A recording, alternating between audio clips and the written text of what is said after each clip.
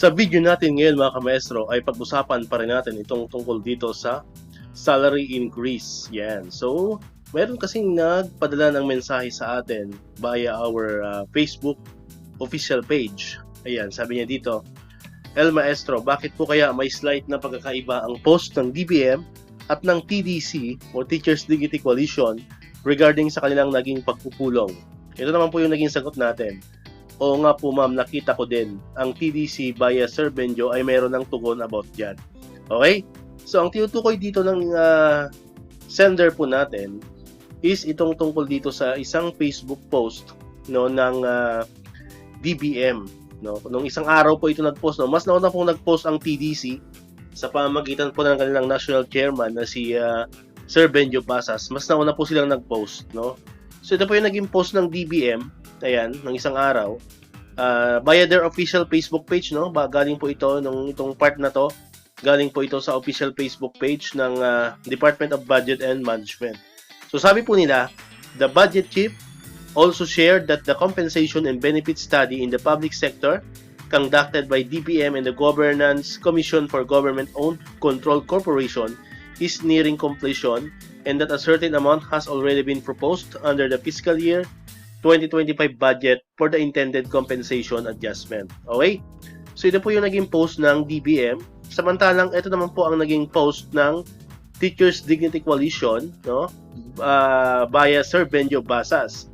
So nakalagay dyan, the GAA 2024 has allocated funds for the salary increase of civilian government employees. So 2024, no? So medyo mayroong ng slight na pagkakaiba kasi dito po ang tinutukoy is fiscal year 2025, ano po? So the Government's Commission for GOCCs, GCG, has conducted studies for salary increases under SSL 6 like through an executive order. The study is complete. Ayan, so dito po sa post ng TDC, nakalagay is study is complete. While dito naman po sa post ng DBM, nakalagay po dyan is nearing completion. So hindi po masyado tugma, although magkalapit naman, pero dito kasi is nearing completion, but this time sa post ng TDC is kompleto na po, no? And the proposal is awaiting presidential approval.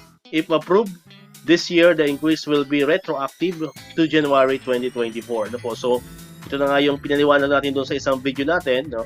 Na magiging retroactive siya. Ibig sabihin, kung magkaroon man ng EO by August onwards, no, basta within the year, so matik po yun, mapapasama yung increase ng sahod natin mula January 2024 kung magkano man po yung increase na yan.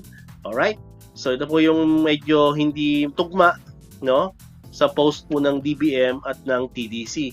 So kaya marami pong mga nababasa ko sa Facebook, sa YouTube post, na marami po ulit ang naguluhan bakit daw hindi tugma yung naging pahayag ng DBM at TDC. Samantalang sila naman po yung nagpulong, no, kasi kung matandaan natin, nalimutan ko lang po yung exact na petsa or date, pero last week po nagpulong itong dalawang panig, no, yung DBM, no, through Secretary Pangandaman and TDC through their national chairman Benjo Basas. Ano po?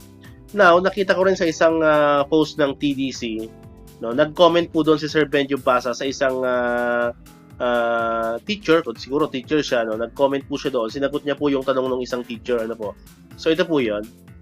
Sabi ng isang teacher or ng isang follower ng TDC, bakit parang iba po yung post ng DBM tungkol sa salary increase? So ito po 'yon, ini-screenshot niya yung post ng Department of Budget Management. Ito po yung post nila. Diyan din galing yung ating information kanina. So ito po yung naging reply ni Sir Benjo Basas, ano.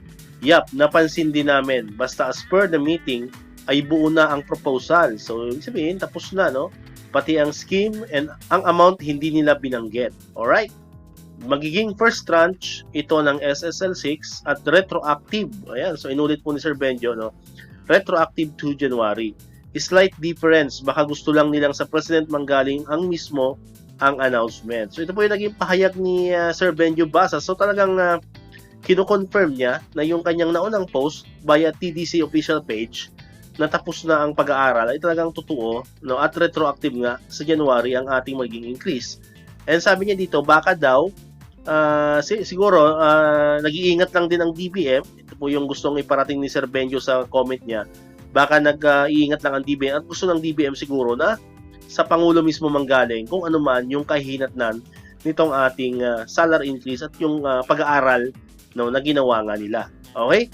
So ito po yung naging sagot ni Sir Benjo Basas. Ano po, patungkol doon sa post niya. Kasi nga, medyo nagkaroon na nabasa ko kahapon Marami ulit ang naguluhan, marami ulit ang nalito. Bakit daw hindi magkatugma yung naging post ng dalawang panig.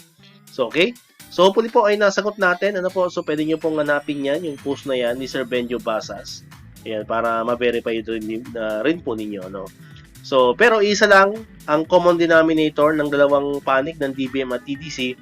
So, wala pong exact amount na binitawan kung magkano ba talaga ang maging increase na. So, wala pong nakakaalam nun, no? At wala ring nakakaalam kung kailan ito magsisimula. Alright? So, ito po yung i-clear namin kasi marami tayong nakikitang kumakalat na mga post sa Facebook. Mayroon ng kung magkano ra yung first tranche, second tranche, third tranche, no? Wala pa pong ganon, ano po mga kamaestro, wala pa pong ganon. So, wag mo agad tayo magpapaniwala sa ganon.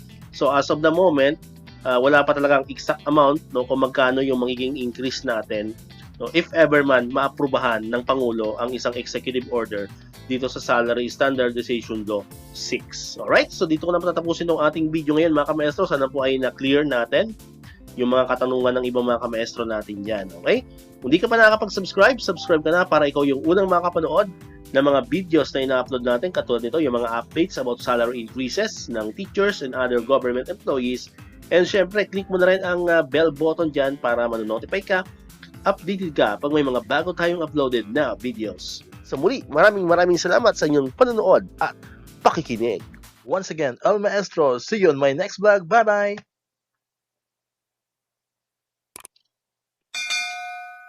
1, 2